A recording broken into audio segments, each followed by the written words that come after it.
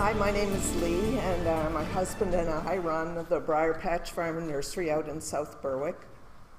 We bought the property in 1979, sort of started the business in 1980, and it's kind of big now compared to what it was way back then.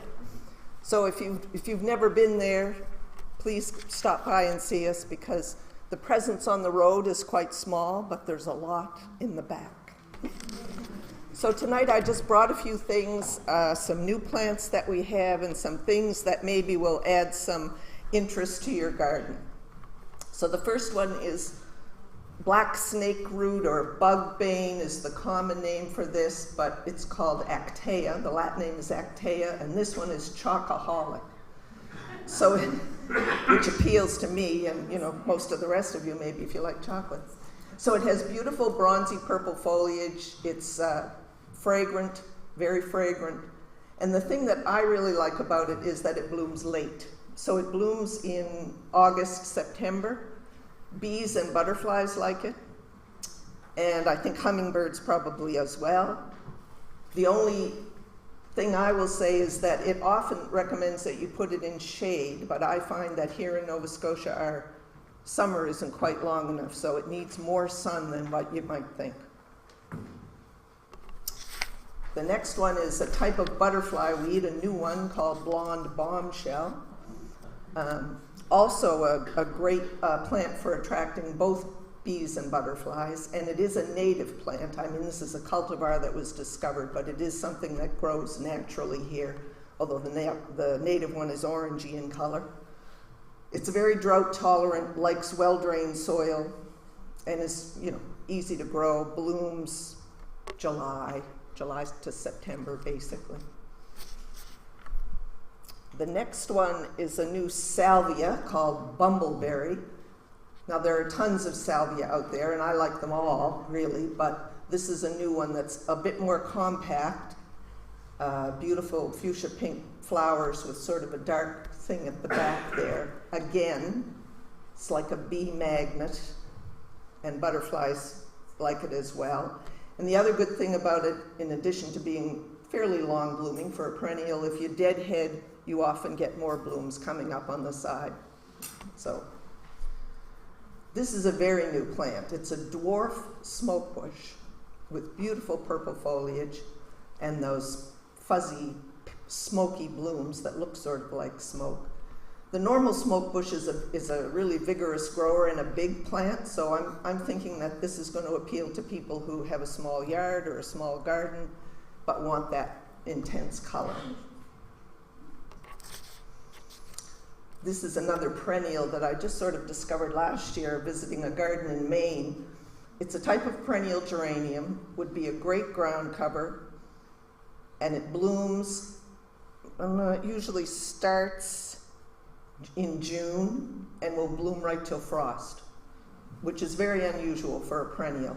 It's sort of mounding in habit, so it's going to be like that, kind of sprawly, but then it'll die right back down for the winter and come back. So if you're trying to cover a hot, sunny area that's kind of dry, this is your plant. There are millions of new hydrangeas, both mock type, this type, the PG type with the sort of cone-shaped blooms.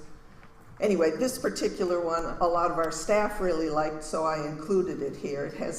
It starts off white, like most of them do, turns pink, but then it turns a sort of a darker, rosier color later on in the fall. Now, it's a fairly big shrub, maybe 6 feet, but there is also a smaller, little quickfire. So if you don't have room for the big one, it comes in a smaller version as well. And it'll give you color, again, late in the summer when you don't have a whole lot. From August on, this is going to have color for you. And this is a lilac that's been out for a few years, but it's not all that common. It's called bloomerang because it reblooms. So it will bloom in the spring and then bloom again mid to late summer. Now, initially, I wasn't sure how tough it was going to be, because often if things rebloom, that takes some of the goodness out of them. But it seems to be reliably hardy. It's not as big as what a normal lilac is, and I don't think it suckers like regular lilacs do either. So, all good qualities as far as I'm concerned. This is a very new clematis, but it's not the one that you're all familiar with that, you know, twines up a trellis. This is sort of a bush type. So it's shorter, almost like a small or a big perennium.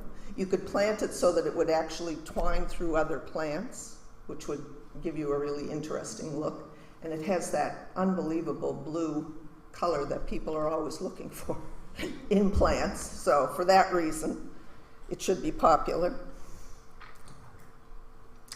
This is not a new plant, but it's a plant that's become very popular here in the valley. It's a flowering dogwood called Satomi, Cornus cusa, which means it's a Chinese dogwood.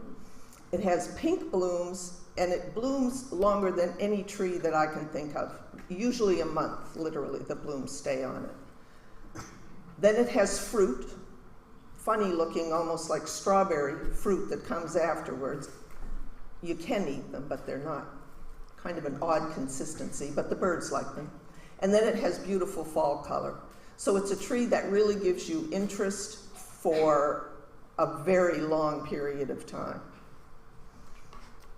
And that's just a sort of a close-up of what the bloom looks like. And this tree, the fringe tree, is native to the eastern United States, but not up quite as far north as we are. But I think it's zone, I wrote down zone 4, so that's colder even than we are. So, and I have one planted, and we've sold quite a few. I just think it's really interesting. The bloom is really sort of ethereal looking. And then in the fall, then it has seed heads, I believe, and then in the fall it has yellow foliage. So again, it's something that gives you interest over a longer period of time.